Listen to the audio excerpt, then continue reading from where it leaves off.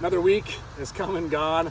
Like I said, I probably won't be home when I film this. I'm in Wisconsin, so I got a little bit of a Wisconsin fishing report for you, as well as the Twin Cities area. I'm seeing some similar characteristics in terms of how these fish are feeding. Same situation. We're fishing weed lines.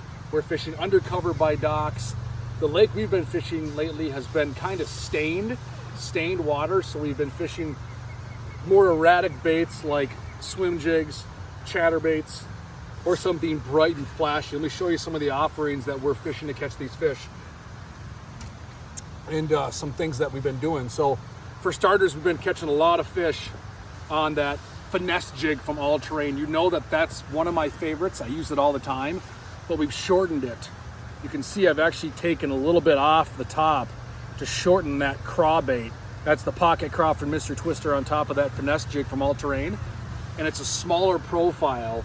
They're barely taking this bait at times, so I'm fishing this smaller profile bait to get the bites, and I'm fishing a 1/4 ounce if I can get away with it, otherwise a 3/8 ounce finesse jig, and I'm using just like a 14 to 17 pound fluorocarbon and flipping that out there on the weed line, and I'm making that cast, and the second it hits the water, I'm feeding some line out before I engage so that that jig goes straight down. A lot of anglers hit that weed edge, they engage, they retrieve, and the bait stops in the water and pendulums back to the boat. I want that bait to go straight down there on that weed edge to where the fish is. So let that go straight down, feed it some line, engage the retrieve, and I'm working the bait back.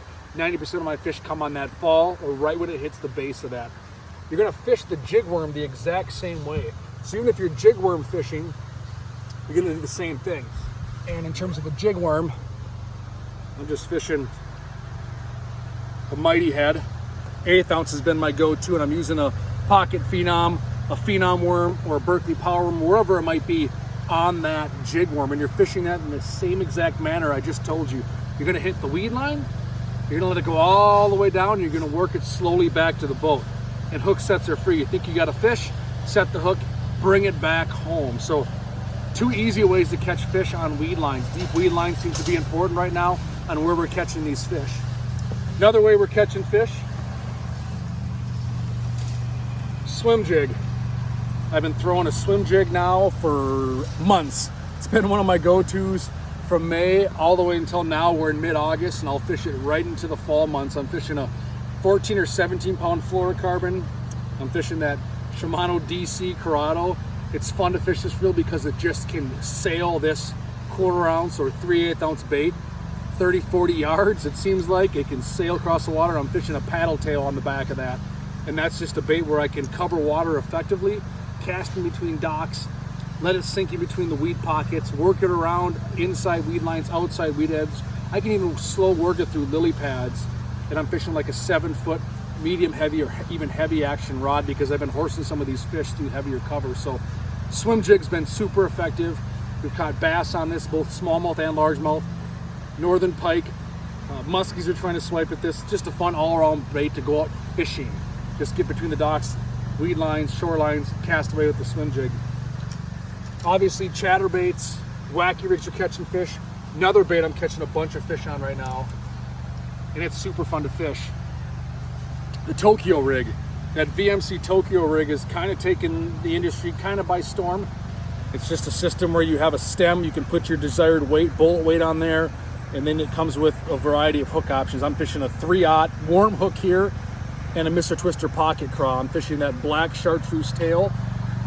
That's a mean looking bait in the water. Super strong contrast in this dirty water, and it resembles much of what these fish are feeding on, whether it's a crayfish, whether it's a bluegill, and this thing hits the bottom. So instead of fishing a traditional jig where you're flipping a jig, you can fish this Tokyo rig a little differently and give them a different approach or a different appeal for some of these fish. And I'm fishing a 40-pound braid with a 17-pound test double uni knot tied fluorocarbon leader.